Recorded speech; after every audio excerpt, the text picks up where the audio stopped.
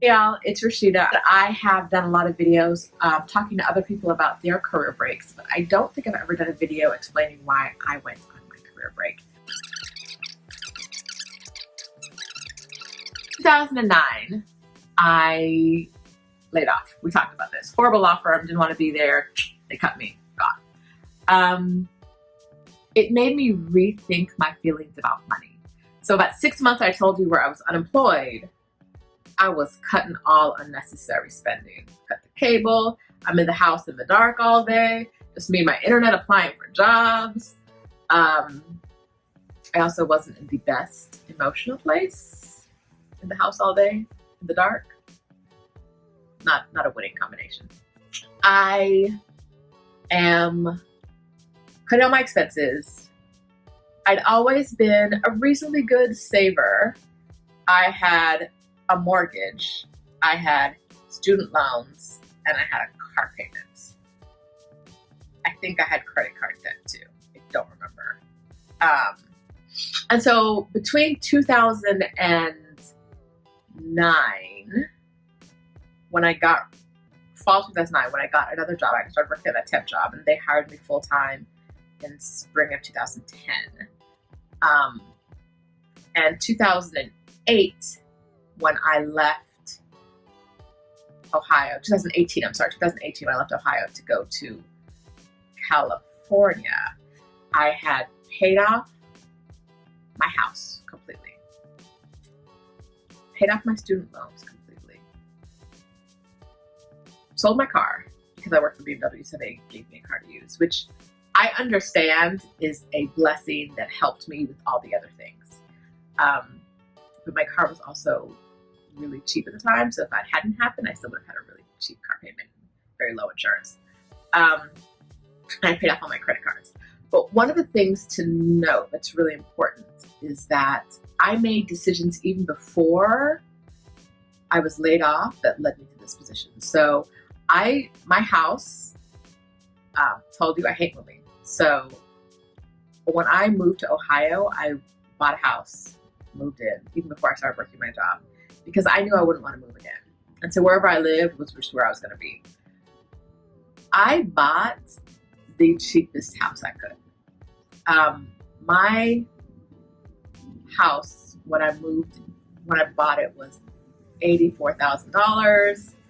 Take off 20%. I owed in a down payment, I owed $67,000 when mortgage started. You know, if you don't pay that off, that starts to grow. But I hustled, and I paid it off. And that, having a low mortgage like that, is not simply a function of living in Ohio, where I did. Location does matter. So if you live in Ohio, you're going to get a cheaper house than you will in California. But I also lived, I like to call it hood adjacent. It wasn't the best neighborhood. Cute house, super safe, nothing wrong. But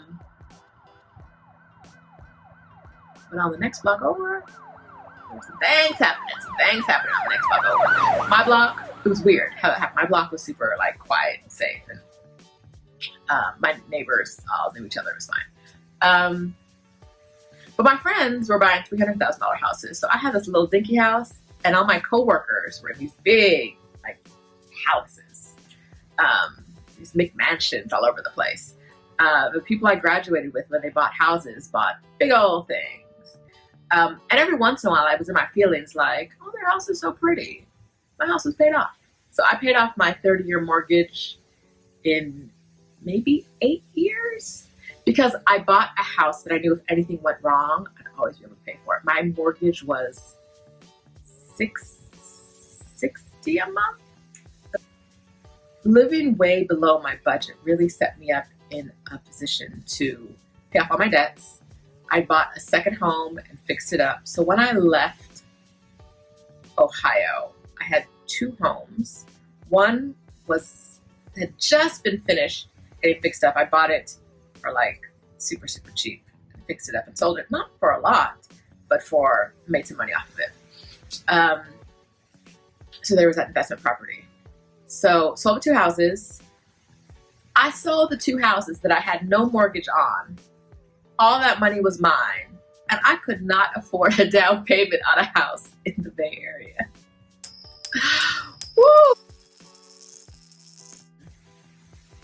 I had house money.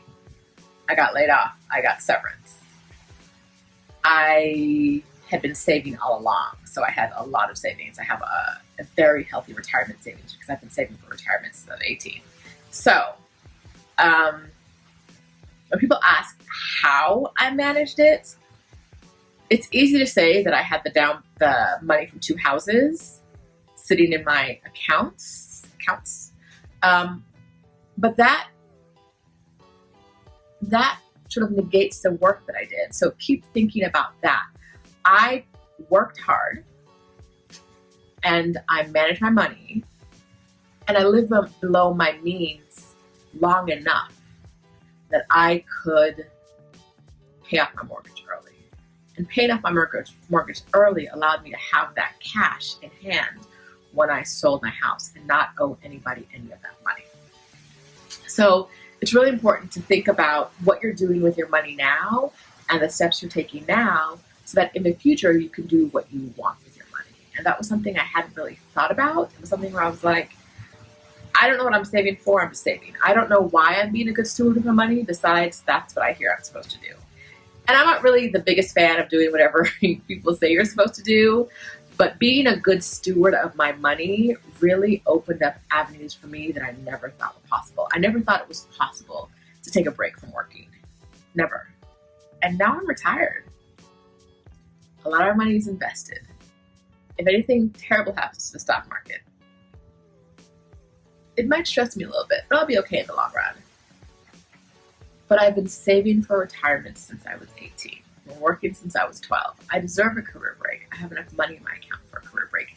Not counting the money that I had from the house, the money I had from severance.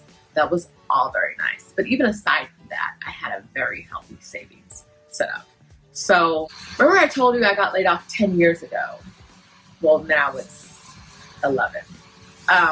So it took me 10 years from the time that I started getting serious about my money and not just like, I like that, let me buy that, I like that, let me buy that, oh, a Louis bag, oh, this, a vacation. That's how I was pre my first layoff.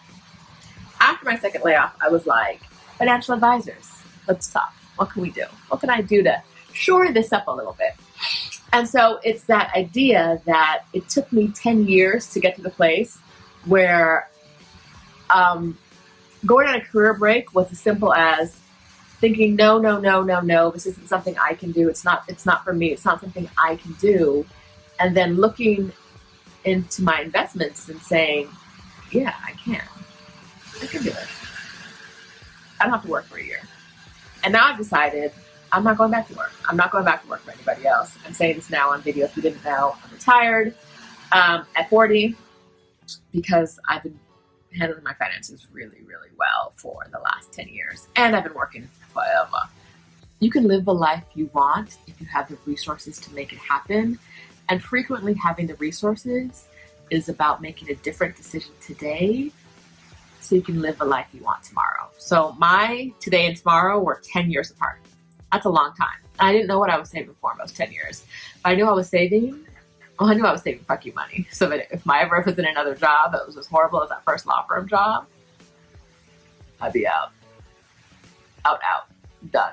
I didn't. And so I didn't need to use it. It wasn't until I got laid off the second time where I was like, why would I look for a job I don't want?